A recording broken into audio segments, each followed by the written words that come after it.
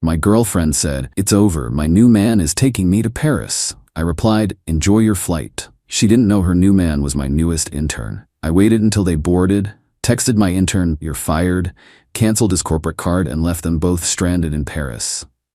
My girlfriend of 2 years, Madison, broke up with me last week. She did it at our favorite restaurant, which was a bold choice. It meant I had to sit there, across the table from her, and maintain a neutral expression while she systematically dismantled our life together, all while the waiter kept trying to top up my water glass. She gave me the usual speech. She said she felt like we were on different paths, that she needed more passion and ambition in her life. Then she delivered the finishing blow, the part she was clearly most excited to tell me. She had met someone else, a dynamic, incredible man who was really going places. "He's taking me to Paris for a week, Alex," she said, her eyes glittering with a cruel kind of triumph. "First class. We leave on Friday." She was trying to hurt me. She wanted me to picture her being whisked away on a romantic European vacation by her new superior man. She wanted me to feel small, inadequate, and left behind. I didn't feel any of those things. I felt a strange sense of calm descend over me, the kind I get when I'm about to close a major deal. Because as she was describing her new man, I realized I knew exactly who he was. His name is Leo, and he's my newest intern. Let me provide some context because this is important. I am a vice president at a large multinational technology firm. About 3 months ago, our company took on a cohort of elite MBA interns from top-tier business schools. Leo was the star of the group, brilliant, charismatic, and pathologically ambitious. He was assigned directly to my team. I saw his potential, but I also saw his arrogance. He was a gambler, a risk-taker who believed he was too smart to fail. Because of the high-level projects my division handles, I was authorized to grant Leo a corporate American Express card. This is not standard practice for interns, but he was on a fast track. The card was intended for approved expenses related to an upcoming project that involved potential international travel and client meetings in Europe. It had a generous limit, and as his direct manager and the authorizing VP, I had full oversight of his account. I was giving him a lot of rope, a test to see if he could handle the responsibility. So when Madison, whose own salary is modest, started talking about first-class tickets to Paris, a switch flipped in my head. I knew Leo didn't have the personal funds for that kind of trip. There was only one way he could be paying for it. He was using the rope I gave him to hang himself. I continued to play my part. I listened patiently to Madison. I feigned a mild, heartbroken surprise. I even asked in a quiet voice, "When does your flight leave on Friday?" She told me the airline and the flight number, eager to twist the knife. 7 p.m. direct to Charles de Gaulle, she said with a smug smile. Later that evening, while she was at our apartment packing her things to move out, I was in my home office. I logged into my company's corporate expense portal. And there it was, in black and white, a real-time feed of Leo's spectacular stupidity. Charge 1. 2 first-class round-trip tickets on Air France. Cost $14,500. Charge 2. 1 week prepaid at a 5-star hotel on the Champs-Élysées. Cost $8,200. Charge 3. A cash advance taken out at an airport ATM. Cost $1,000. He was using the company card like it was his personal trust fund. It was brazen, reckless, and career-endingly foolish. He was betting everything on the idea that he could either hide these expenses or that I wouldn't notice. He was making a very, very bad bet. When Madison was finally packed and ready to leave my apartment for good, she stood at the door with her suitcases. She gave me one last, pitying look. "Well, Alex," she said, "I'm off to start my new life. My new man is taking me to Paris." I looked her straight in the eye, my expression unreadable. "Enjoy your flight," I said. For the next 2 days I did nothing. I let them go through the motions. I could see the charges for airport lounge access and overpriced sandwiches pop up on the portal. Then, on Friday evening, I opened the flight tracker website. I watched their flight status go from at gate to boarding to taking off. I waited until the little airplane icon showed them safely over the Atlantic Ocean, well past the point of no return. I picked up my phone. I had a text message already drafted and waiting. It was addressed to Leo. I had another number ready to dial. It was time to manage my company's liability, and my own personal affairs with maximum efficiency. Update 1. The moment the flight tracker showed their plane over the ocean, I set my plan into motion. It was a simple two-step process, executed with clinical precision from the comfort of my living room. Step 1 was a text message. I opened the draft I had written to Leo. It was short and utterly unambiguous. I wrote, "Leo, this message is to inform you that your employment with this firm is terminated, effective immediately, for gross misconduct and fraudulent misuse of company property. Your corporate credit card has been canceled. Do not attempt to contact me or anyone else at the company. A formal letter detailing your severance, which is 0, and a demand for repayment will be sent to your home address." I hit send. The message delivered instantly. Of course, he wouldn't see it for another 6 hours, somewhere over the coast of France. Step 2 was a phone call. I dialed the number for our company's dedicated 24/7 corporate card administration service. A sleepy agent answered. I identified myself by name and my executive ID number. "I need to report a card being used for fraudulent purposes and have it canceled immediately," I said. I gave them Leo's card number. As the authorizing vice president for the account, I had the absolute authority to do this. I told the agent that the employee had been terminated and that all recent charges, including the airline tickets and the hotel booking, were to be flagged as fraudulent and subject to chargeback procedures. The agent typed for a moment. "Okay, Mr. Sterling," he said. "The card has been deactivated. All pending charges have been frozen. A fraud investigation will be opened on our end." "Excellent," I said. "Thank you for your efficiency." And that was it. In the space of 5 minutes, I had fired my rogue intern and vaporized his financial lifeline. I imagined the sequence of events that would unfold upon their arrival in Paris. They would be giddy with excitement, full of champagne from their first-class flight. They would take a taxi to their luxurious 5-star hotel. They would walk up to the check-in desk, and the polite concierge would look at their reservation, tap on his keyboard, and then deliver the bad news with a slight frown. "I'm so sorry, sir, but the credit card used to book this room has been declined. The reservation is no longer valid." From there, their dream vacation would spiral into a nightmare. Every plan they had would evaporate. The corporate card in Leo's wallet was now just a useless piece of plastic. His personal bank account, as I knew from his intern salary, would be woefully inadequate for even one night in a cheap Parisian hotel, let alone 2 last-minute economy tickets back home. They were stranded.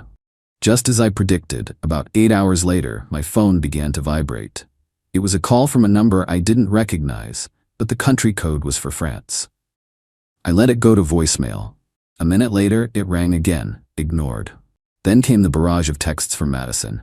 "Alex, what did you do? The hotel won't let us check in. Leo's card keeps getting declined everywhere. He says you canceled it. He just got a text saying he's fired? Is this your idea of a joke? Alex, this isn't funny. We have no money. We are stuck here. You have to fix this. You owe me this." I read the texts, a cold sense of justice washing over me. Owed her? I owed her nothing. After a dozen more frantic messages, I decided to grant her one final reply. I typed a single simple sentence. "This sounds like a personal problem between you and your dynamic, ambitious man. As I said before, enjoy your flight, or in this case, your vacation." I sent the message. Then I blocked her number. I blocked her on every social media platform. I erased her from my digital life as completely as I had just erased her vacation plans. Shortly after, a few of her friends started texting me, clearly fed a panicked, one-sided story. "What you're doing to Madison is cruel," one wrote. "There's been a terrible misunderstanding. You need to help them." I didn't reply. I just blocked their numbers too. This wasn't a misunderstanding. It was a consequence. Madison had hitched her wagon to a man who tried to build a life on theft and arrogance. I simply pointed it out to him and to her in the most direct and undeniable way possible. They were now in a 5-star city with a 0-star budget, left to sort out the mess they had created for themselves. Update 2. The first order of business when I got to the office on Monday was to formalize the situation. I met with our head of HR and my own boss, the executive vice president. I laid out the facts clinically, presenting them with the printout from the corporate expense portal. I showed them the timeline of charges, the first-class tickets, the luxury hotel, all booked for personal use. I terminated Leo's internship for gross misconduct on Friday evening as soon as the fraudulent activity was confirmed, I explained. I also had his corporate card deactivated to prevent further unauthorized spending and to protect the company from additional liability.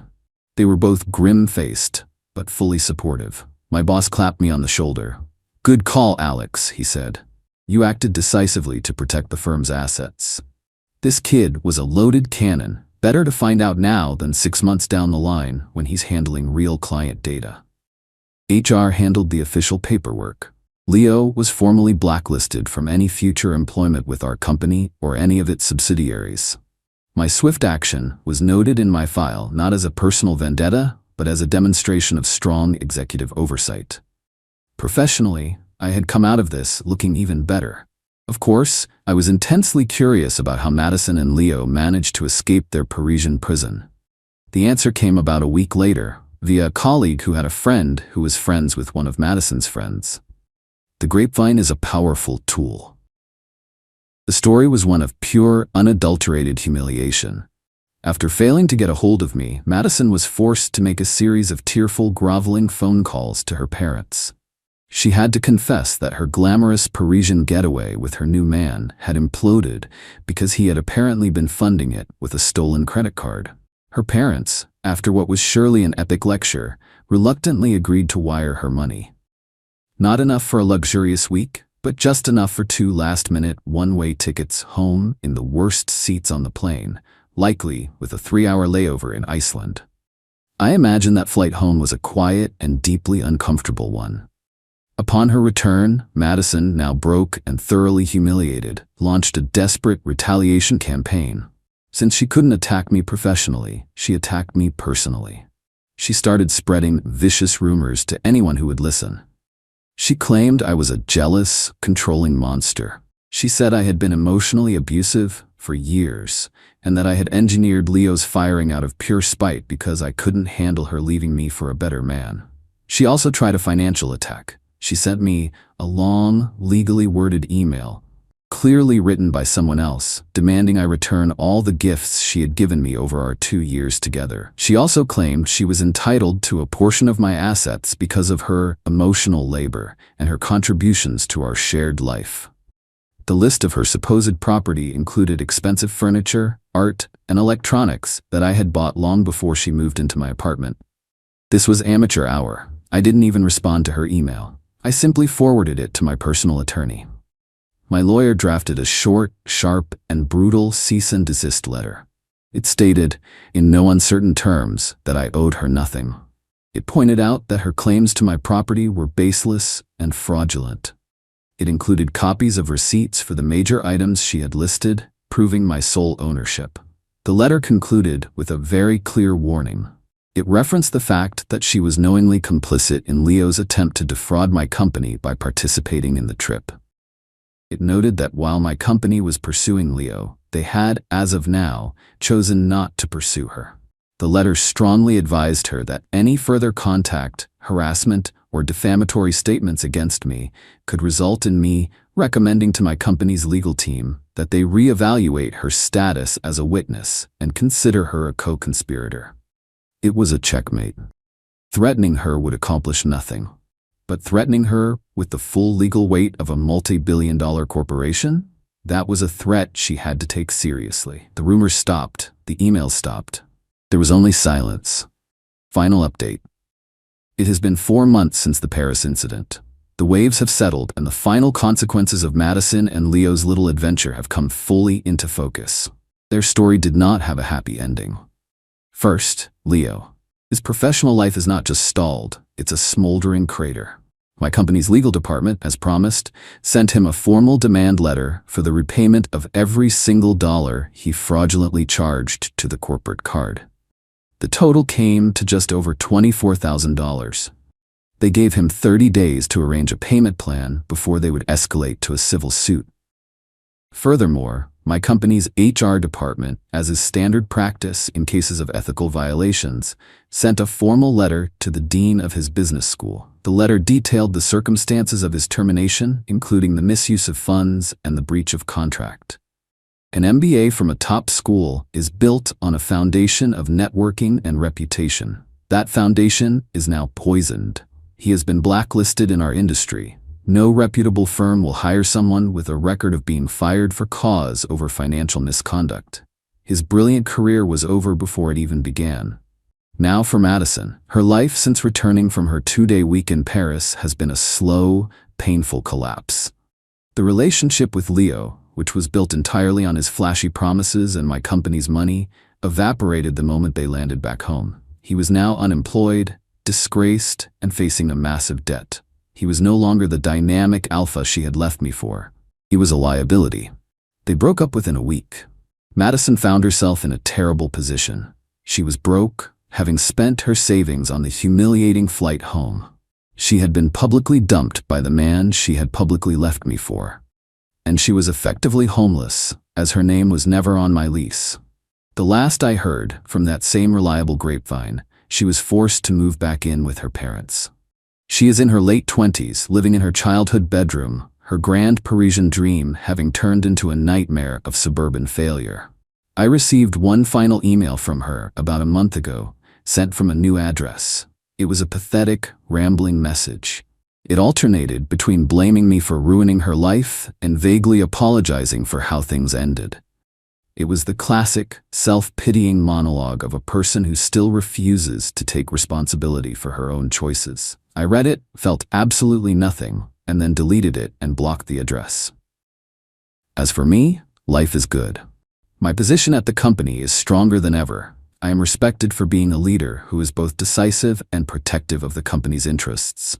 My apartment is peaceful. I've been focusing on my work, hitting the gym, and reconnecting with friends who I had neglected while I was with Madison. I don't consider what I did to be revenge, not in the emotional sense. I saw it as a risk management problem. I had an employee who was a liability and a partner who was complicit in his recklessness. I took the most efficient and logical steps to neutralize the threat to my company and to my own life. The fact that their personal lives imploded as a result was simply a predictable consequence of their own terrible decisions. They gambled, using my company's money and my trust as their stake. And they lost, spectacularly.